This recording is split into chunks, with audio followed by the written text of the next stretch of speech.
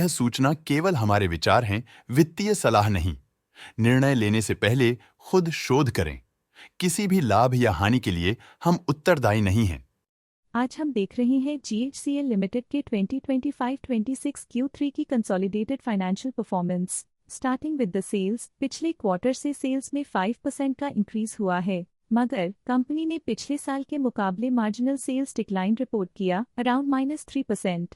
Expenses 6% quarter on quarter increase हो गए हैं, जो साल भर के 9% के राइज के साथ अलाइन करता है। क्वार्टरली सेल्स के कंपैरिजन में एक्सपेंसेस इंक्रीज होना दिखाता है कंपनी ने एक्सपेंसेस मैनेज करने के लिए स्ट्रगल किया। कंपनी ने पूरी साल के दौरान चैलेंजेस का सामना किया। ऑपरेटिंग प्रॉफिट, जो पिछले साल के कंपैरिजन में -31% डाउन हुआ है, quarter on quarter around 1% increase हुआ है। Operating profit margin OPM annual basis पे -8.5% से डिक्रीज हुआ है और पिछले क्वार्टर के कंपैरिजन में -1% से डिक्रीज हुआ है। एक्सेप्शनल आइटम्स को ऐड करके अदर इनकम पिछले क्वार्टर के कंपैरिजन में -5% गिर गई, बावजूद इसकी ईयरली डिक्लाइन -44% हुई है। इंटरेस्ट एक्सपेंसेस पिछले क्वार्टर से 25% अप हुआ, लेकिन ईयर ओवर ईयर डिक्रीज -24.5% हुआ है। डिप्रिशिएशन कॉस्ट में 4% का क्लाइम देखने को मिला और ईयरली बेसिस पे 3% का इंक्रीज देखा गया। Profit before tax annually -37% decrease हुआ, लेकिन प्रीसीडिंग क्वार्टर से -1% डिक्रीज हुआ है।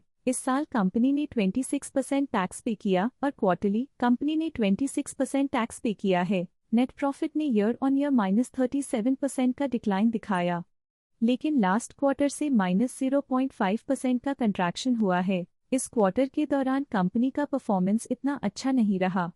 नेगेटिव नेट प्रॉफिट लॉसेस को इंडिकेट करता है। वहीं अगर एनुअल एनालिसिस की बात करें तो साल के दौरान कंपनी का परफॉर्मेंस अच्छा नहीं रहा। नेगेटिव नेट प्रॉफिट का मतलब है कि कंपनी प्रॉफिट के कंपैरिजन में नुकसान उठा रही है। अर्निंग्स पर शेयर EPS में ईयरली -36% का डिक्रीज देखा गया, लेकिन क्वार्टरली में 1% की बढ़ोतरी भी नजर आई। इस क्वार्टर में कंपनी का EPS ठीक रहा, ऑपरेशनल एफिशिएंसी में कुछ सुधार हुआ। GHCL लिमिटेड के फाइनेंशियल स्नैपशॉट को रिव्यू करते हुए कुछ मुख्य ट्रेंड्स सामने आए हैं जो कंपनी की परफॉर्मेंस पे रोशनी डालते हैं। दिसंबर 2022 से दिसंबर 2025 तक GHCL लिमिटेड की फाइनेंशियल जर्नी में सबसे पहले बात करते हैं सेल्स की। इस साल सेल्स में -7.5% की गिरावट आई है और पिछले 4 सालों में भी -44% की गिरावट देखी गई है, जो एक लंबे समय तक गिरावट को दर्शाता है। पिछले 3 सालों से सेल्स गिरती जा रही है, जो बड़े मार्केट चैलेंजेस को दर्शाता है जिन पर स्ट्रेटेजिक ध्यान देने की जरूरत है।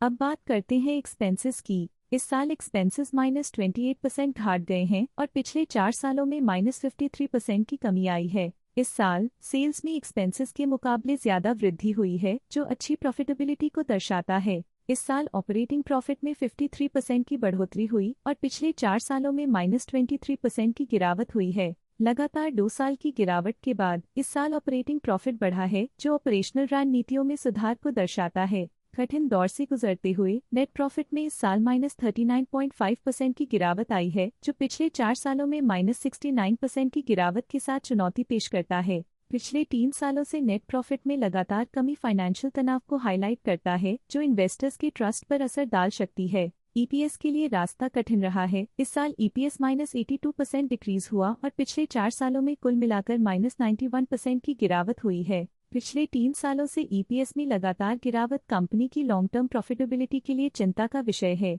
चलिए अब बात करते हैं शेयर होल्डिंग पैटर्न की। GHCL की शेयर होल्डिंग रिपोर्ट्स कुछ इस प्रकार की हैं, जो दिसंबर 2025 के 31 तक चलता है। ये रिपोर्ट कंपनी के शेयर्स की डिटेल्ड जानकारी देता है, जिसमें promoters, promoter groups, foreign investors, public investors और सरकारी एंटिटीज शामिल हैं। प्रमोटर्स शेयर होल्डिंग 2025 के में 18.97% से इंक्रीज होकर 2025 के दिसंबर में 19.83% तक का इंक्रीज देखा गया है। इस इंक्रीज से साफ होता है कि प्रमोटर्स का कंट्रोल कंपनी पे और मजबूत किया है।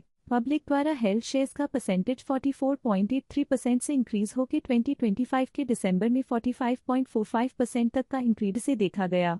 ये चेंजेस स्टेट है कि पब्लिक की इन्वेस्टमेंट कंपनी में क्वार्टर टू क्वार्टर इंक्रीज हुई है। जब कंपनी के शेयर्स का मैक्सिमम हिस्सा पब्लिक के पास होता है, तब ये माना जाता है कि कंपनी कमजोर हाथों में है, जो बाजार की अस्थिरता और स्पेक्युलेटिव ट्रेडिंग को इंडिकेट करता है। डोमेस्टिक इंस्टीट्यूशनल इन्वेस्टर के शेयर होल्डिंग में थोड़ा डिक्रीज आया 2025 के से 2025 के दिसंबर में। जो दिखाता है कि डोमेस्टिक इंस्टीट्यूशंस ने अपने स्टेक को -1.03 से डिक्रीज किया है। फॉरेन इंस्टीट्यूशनल इन्वेस्टर्स की शेयर होल्डिंग में थोड़ा डिक्रीज आया 2025 के से 2025 के दिसंबर में, जो दिखाता है कि फॉरेन इंस्टीट्यूशंस ने अपने स्टेक को क्वार्टर टू क्वार्टर -0.45 से डिक्रीज किया है, जिसे पता चलता है कि उन्होंने अपनी इन्वेस्टमेंट्स को पुल बैक किया है।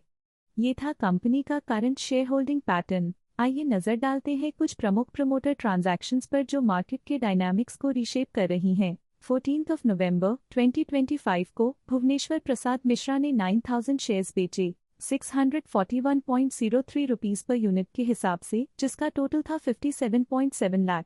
14 नवंबर 2025 को जयेश बी पटेल ने 1.5 शेयर्स एग्जिट कर लिए 635.33 रुपीस पर यूनिट के हिसाब से, जिसका टोटल था 9.5 लाख। 14 नवंबर 2025 को के.एम. वढेर ने 5.5 शेयर्स बेचे 633 रुपीस पर यूनिट के हिसाब से, जिसका टोटल था 34.8 लाख। 14 नवंबर 2025 को कन्हैयालाल मनसुखलाल वढेर ने 5.5 शेयर्स बेचे 633 रुपीस पर यूनिट के हिसाब से, जिसका टोटल था 34.8 लाख। 14 नवंबर 2025 को पटेल जयेश प्रवीणचंद्र ने 1.5 शेयर्स पोर्टफोलियो से हटा दिए 635.33 रुपीस पर यूनिट के हिसाब से, जिसका टोटल था 9.5 लाख। 11 नवंबर 2025 को जयेश बी पटेल ने 1.5 शेयर्स एग्जिट कर लिए 618.5 रुपीस पर यूनिट के हिसाब से, जिसका टोटल था 9.3 लाख। 11 नवंबर 2025 को के.एम. वढेर ने 1.4 शेयर्स बेचे 619.14 रुपीस पर यूनिट के हिसाब से, जिसका टोटल था 8.7 लाख। उम्मीद करते हैं कि इस क्वार्टर के प्रमोटर डील्स का ये विश्लेषण आपको पसंद आया होगा और उपयोगी लगा होगा। आज के लिए फाइनेंशियल सेक्टर में इतना ही। देखने के लिए धन्यवाद।